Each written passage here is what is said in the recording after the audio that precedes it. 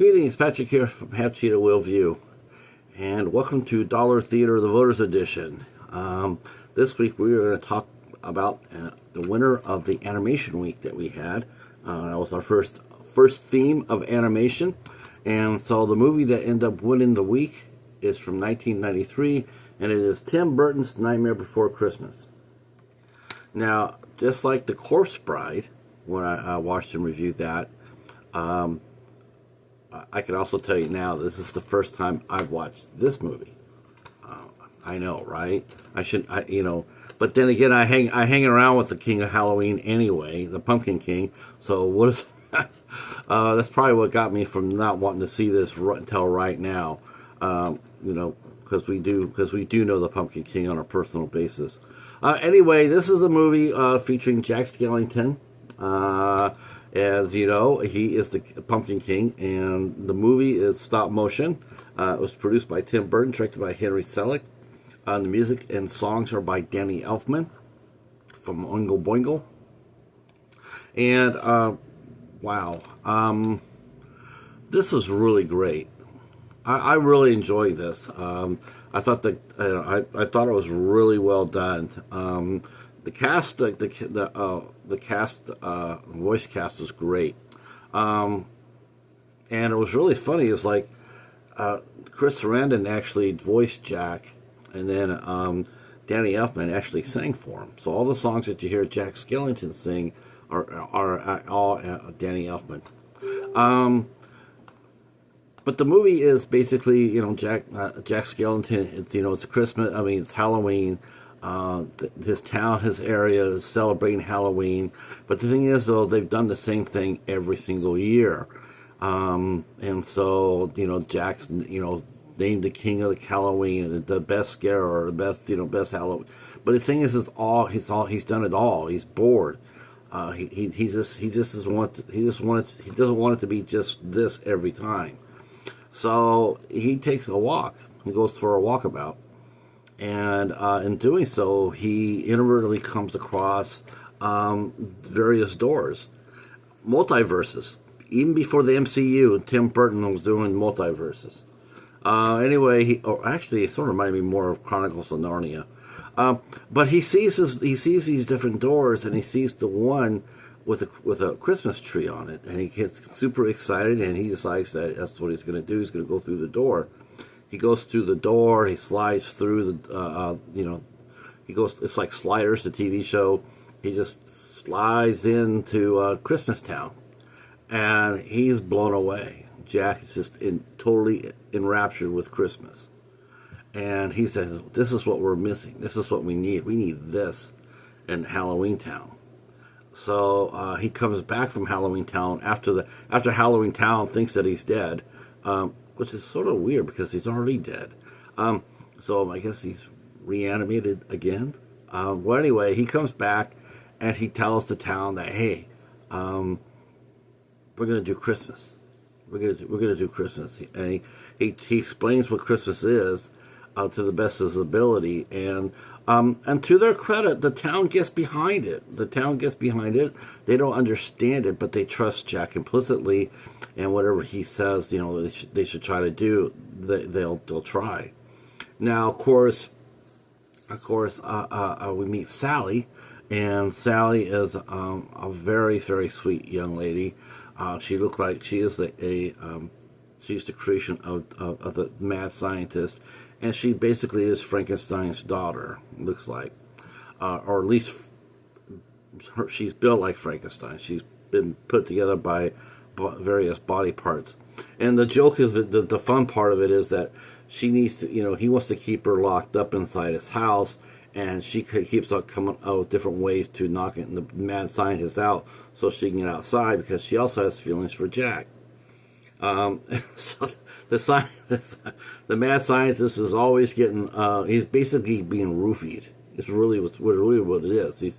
Everything he takes, he drinks, or he eats, it's all designed to knock his ass out. So, and he keeps waking up saying, like, how does it keep happening to me? And he keeps trying to lock her inside her room, and she still keeps on escaping. Well, Jack is going full out with Christmas, and they said, well, we need a little we need a little help. So they actually he actually sends three not so nice characters, but he also knows that they're very good. The three top Halloween trick or treaters to go kidnap Santa Claus. And Jack tells him, says, I want you to kidnap him, but I want you to treat him, very well. I don't want nothing to happen to him, and whatever you do, do not take him to your boss, Oogie Boogie. And of course, damn well that's what's going to happen.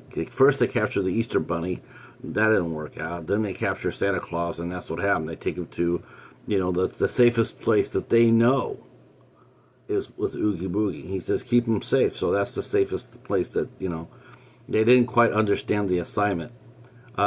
Jack, on the other hand, he says, well, I'm gonna take over Santa. I'm gonna come over in the real world. I'm gonna go over there and become Santa Claus. Of course, this does not work out very well, and Sally tries to tell him that it's going to be a disaster. And if he tries to do this, it's not going to work out. Everything he does is all Halloween themed, so all the presents that he gives out, all the treats that he gives out, while Jack's heart is 100% pure, he is king of Halloween. He's king of pumpkin. He's a pumpkin king. So all the presents are going to be all reversed. They're going to be all Halloween themed. And of course, the kids get scared. The parents get scared. I mean, they had two little kids pull out basically a head from somebody lost their head, and he hangs it out by the hair. I was actually surprised they let that one go through, even though the head didn't say anything. But I was surprised they had just a head in a box. I was like, wow, okay, that's a little surprising. But his heart's in the right place, and he had the scientists build him a reindeer team. He uses his ghost dog Zero as his Rudolph, and he's flying around going to all these different places. But but he's scaring everybody. He's scaring everybody. It's not working out well. And then the military, they shoot him down. They shoot Jack. They shoot him down, and so he's very sad and disappointed by what happens. He returns to his land. He returns to Halloween Town. He says, well, there's only one thing I can do, and that's to, release Santa Claus. Not knowing that Oogie Boogie has him and doesn't have very good plans for him. And Sally, to make it even worse, Sally has gone over there to try to save Santa Claus and has also been captured by Oogie Boogie. So, Jack and Oogie are going to have some words about who's the king of Halloween and Christmas, and who isn't. And so those two battle it out. Oh, I gotta tell you, like I said, I know it's really strange sometimes when you pop up a movie like this that has been around for a very long time, and you tell someone that I've never seen this before, but that's what happens. So I love The Corpse Bride. I thought The Corpse Bride was very good, and I thought this was very good too, very charming, and great songs by Danny Elfman. I will say this. Well, I thought Corpse Bride was a little bit of a better movie. I did. I thought it was a little bit better. There's pacing sort of suffered in this one a little bit, but I gotta tell you that it did have some really good songs in it, including the first one. This is Halloween, and I was just like, wow, this is really charming, and it's it's well done, and I like the voice. I like the voice actors in it. Whoever casted the voice did really well. You had Chris Sarandon, and of course you had Catherine O'Hara play Sally, and we also had Glenn Shadix play the Mayor of Halloween with the two faces. He had one super happy face, and then he had a sad face. Glenn Shadix, also worked with Tim Burton on Beetlejuice. He was Otho, the psychic. Super nice guy, from what I hear too. He passed away way too soon, but he was played the mayor of Halloween Town. Paul Rubens played one of the three the little midgets that go kidnap Santa Claus, And he didn't do it in his Pee Wee voice. He did not do it in his Pee Wee voice. Unless you didn't know that it was Paul Reubens was in it, you would never know he was in it. And then Kevin Pace played Oogie Boogie, and he played, yeah, this is this went really well. And the stop motion too. This is one thing I noticed too. Even though it says Tim Burton's The Nightmare Before Christmas, and same thing with Corpse Bride too. Tim Burton's name's attached to that because he produced both movies, but he didn't direct both. Well, he got a director's name in Corpse Bride, but he really didn't.